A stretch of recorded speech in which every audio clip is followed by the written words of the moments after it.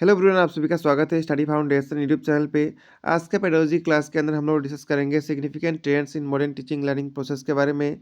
इस वीडियो का पीडीएफ आप सभी को टेलीग्राम ग्रुप में मिल जाएगा। इससे पहले क्लास का लिंक आप सभी को डिस्क्रिप्शन बॉक्स में मिलेगा। तो चलिए वीडियो को स्टार्ट करते हैं।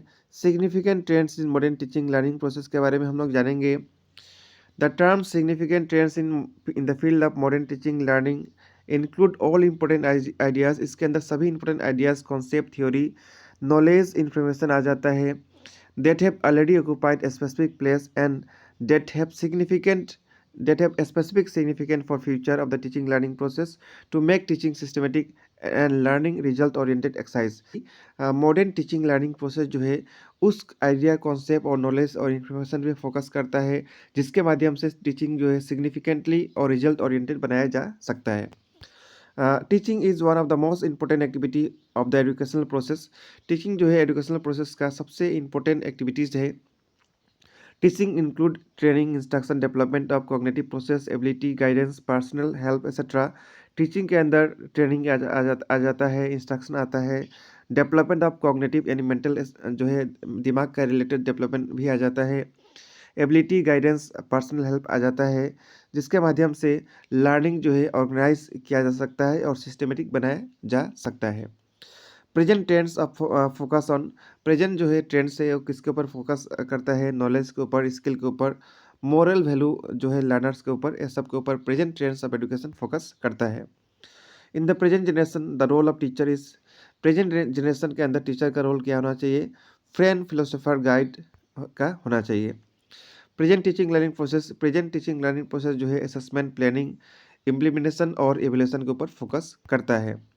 टीचर का रोल जो है क्या होना चाहिए? फ्रेंड का, फिलोसोफर का और गाइड का। आइए जानते हैं ट्रेडिशनल एजुकेशन और मॉडर्न एजुकेशन के बीच में क्या अंतर है। ट्रेडिशनल एजुकेशन जो है टीचर सेंटर है और मॉडर्न एजुकेशन जो है लर्नर सेंटर होता है। ट्रेडिशनल एजुकेशन के अंदर सब्जेक्ट के ऊपर स्पेसिफिक नॉलेज के ऊपर फोकस दिया जाता है और मॉडर्न के अंदर सब्जेक्ट स्पेसिफिक और स्किल बेस्ड नॉलेज के ऊपर फोकस दिया जाता है। ट्रेडिशनल एजुकेशन जो है one way transfer of knowledge होता है इसके अंदर, और मॉडर्न के अंदर होता है multi way transfer of knowledge. Traditional education जो है पैसिव और लिमिटेड होता है और मॉडर्न एजुकेशन जो है इंटरेक्टिव और एंगेजिंग होता है। ट्रेडिशनल एजुकेशन जो है थ्योरेटिकल होता है, मॉडर्न एजुकेशन जो है कॉन्सेप्चुअल और प्रैक्टिकल होता है। द करेंट ट्रेंड्स, जो प्रेजेंट ट्रेंड्स है टीचिंग लर्निंग के अंदर, वो क्या के ऊपर फोकस करता है? क्लासरूम को डेमोक्रेटली मैनेज किया जाए और स्टूडेंट का पार्टिसिपेशन जो है डिसीजन मेकिंग के अंदर, डिसीजन प्रोसेस के अंदर पार्टिसिपेशन स्टूडेंट का बहुत ज़ोरों शोरों से हो। सम ऑफ द इम्पोर्टेंट वंस, कुछ इनमें से इम्पोर्टेंट क्या करेंट ट्रेंड्स हो सकता है? Emphasize on clarity of objective of learning, यानी लर्निंग का ऑब्जेक्टिव ऊपर क्लियर फोकस होना चाहिए। डेमोक्रेटिक क्लासरूम मैनेजमेंट होना चाहिए। Seeking student cooperation and collaboration, student का कोऑपरेशन और कोलैबोरेशन होना चाहिए। एक्टिव इन्वॉल्वमेंट ऑफ लर्नर होना चाहिए। आईसीटी का यूज होना चाहिए। ऑडियो विजुअल और एनिमेशन का यूज़ करना चाहिए। यूज़ ऑफ ऑनलाइन मटेरियल का यूज़ करना चाहिए और फोकस करना चाहिए ब्लूम्स टेक्सोनॉमी ऑफ इनोवेशन का, जिसके अंदर ब्लूम्स का अलग अलग स्टेप जो है उसके ऊपर फोकस करना चाहिए। रिमेंबरिंग, अंडरस्टैंडिंग, अप्लाइंग, एनालाइजिंग, एवलेटिंग और क्रिएटिंग के ऊपर। ठीक है। Significant trends in modern education का और एक दो पॉइंट आप सभी को याद रखना है। ये जो है न्यू कॉन्सेप्ट ऑफ एजुकेशन के ऊपर फोकस करता है, क्रिएटिव एजुकेशन के ऊपर फोकस करता है, revolution in the teaching learning process के ऊपर ज़्यादा जोर देता है। मीटिंग इंडिविजुअल डिफरेंस, यानी हर एक इंडिविजुअल का डिफरेंस को मीट किया जाए, इसके ऊपर फोकस करता है।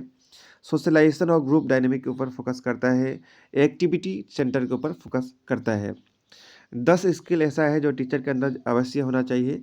10 स्किल का बारे में आप सभी को ज़रूर याद रखना है। सबसे पहला कमिटमेंट होना चाहिए, प्रिपरेशन होना चाहिए, ऑर्गेनाइजेशन होना चाहिए, टॉलरेंस होना चाहिए, स्टोरी टेलिंग होना चाहिए, ओपन फॉर क्वेश्चन होना चाहिए, सोशल होना चाहिए और ग्रीक होना चाहिए, इनोवेशन होना चाहिए और टेक्नोलॉजी एंथुसियास्ट होना चाहिए, यानी टेक्नोलॉजी का यूज़ करना आना चाहिए। ठीक है।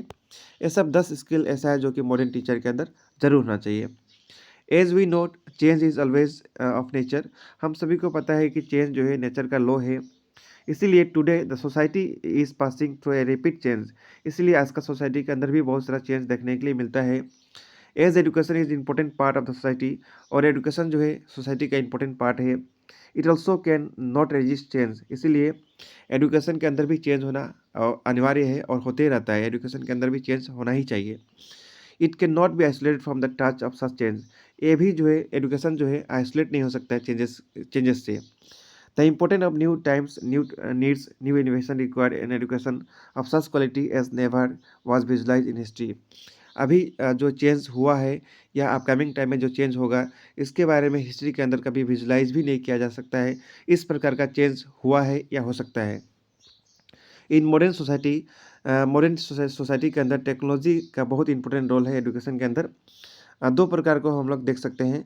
Technology education technology reveals to define aspect. इसके अंदर दो अलग अलग एस्पेक्ट के अंदर हम लोग डिस्कस कर सकते हैं। सबसे पहला है टेक्नोलॉजी इन एजुकेशन और दूसरा है technology of education.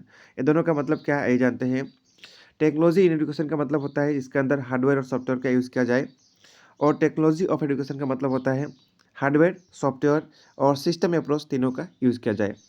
Technology in education का मतलब होता है इंस्ट्रक्शनल टेक्नोलॉजी, ठीक है, और इसको पॉपुलरली कहा जाता है audio visual aids. Educational technology जो है एक टेक्निक ऑफ साइंस है और मेथड है जिसके माध्यम से एजुकेशनल गोल को हम लोग रियलाइज कर सकते हैं। तो ये सब था आज का टॉपिक के बारे में। आइए कुछ एमसीक्यू को प्रैक्टिस करते हैं जो इस टॉपिक से आ सकता है। सबसे पहला क्वेश्चन है, desk can be adopted for effective classroom teaching. Effective classroom teaching के लिए क्या हम लोग अडोप्ट कर सकते हैं। इम्प्रूविंग क्लासरूम क्लाइमेट ये भी है। मैनिपुलेटिंग टीचिंग मेथड, टीचिंग के अंदर हम लोग मैनिपुलेटिंग लाएँ, ये भी किया जा सकता है। लेकिन सबसे बेस्ट ऑप्शन है ऑप्शन नंबर सी में जो दिया है, teaching latest trends and advances. यानी टीचिंग के अंदर लेटेस्ट ट्रेंड्स और एडवांसेस का यूज़ किया जाए, जिसके माध्यम से क्लासरूम टीचिंग जो है बहुत ही इफेक्टिव हो सकता है। सबसे बेस्ट ऑप्शन है ऑप्शन नंबर सी। तो सही आंसर होगा option number C. Next question है, in a process of modern teaching trends. Modern teaching trends के अंदर टीचर जो है ऑलवेज किसके ऊपर ट्राई करना चाहिए, फोकस करना चाहिए टीचर को। Linking the new learning with the past. नया लर्निंग को पास्ट से रिलेट करना, इसको ऊपर फोकस करना चाहिए, बात सही है। को रिलेट करना चाहिए लर्निंग लर्निंग का एक एरिया दूसरे एरिया के साथ, ये भी सही है। प्रॉपर फीडबैक और इन्फोर्समेंट के ऊपर फोकस देना चाहिए, ये भी सही है। तो इसका सही आंसर हो जाएगा तीनों, यानी ऑल ऑफ द अबव सही आंसर होगा। तो ऑप्शन नंबर डी इसका राइट आंसर होगा। नेक्स्ट क्वेश्चन है, इन क्लासरूम क्लासरूम में which one of the following is not acceptable. Classroom के अंदर कौन सा एक्सेप्टेबल नहीं होता है। Teacher should provide opportunity in the student for laughter, ये होता है। Teacher should correlate the subject, ये भी होता है। Teacher should insist on complete silence on the part of student. Teacher जो है स्टूडेंट के प्रति कंप्लीट साइलेंस रखे, ये जो है एक्सेप्टेबल नहीं होता है क्लासरूम में। बाकी क्वेश्चन आस्क करना, ये भी एक्सेप्टेबल होता है। तो ऑप्शन नंबर सी इसका राइट आंसर होगा। ये जो है क्लासरूम के अंदर एक्सेप्टेबल नहीं होता है। तो सही आंसर होगा option number C. Next question है, modern education trends is centre around. Modern education जो है किसके ऊपर सेंटर ज़्यादा देता है, ये जो है स्टूडेंट के ऊपर या लर्नर के ऊपर सेंटर देता है। तो सही आंसर होगा option number B. Next question है, what is the full form of STEM in education. STEM का फुल फॉर्म क्या होता है एजुकेशन के अंदर। As per national education policy 2020, 2020 का नेशनल एजुकेशन पॉलिसी जो है हम लोग डिस्कस करेंगे अपकमिंग टाइम के अंदर। इसके हिसाब से आप सभी को बताना है स्टेम का फुल फॉर्म क्या होता है। इसका फुल फॉर्म होता है science, technology, engineering and mathematics. तो सही आंसर होगा ऑप्शन नंबर ए। इस वीडियो में हम लोग इतना डिस्कस करेंगे। नेक्स्ट वीडियो के अंदर नेक्स्ट टॉपिक डिस्कस करेंगे। मिलेंगे नेक्स्ट क्लास के अंदर। Thank you.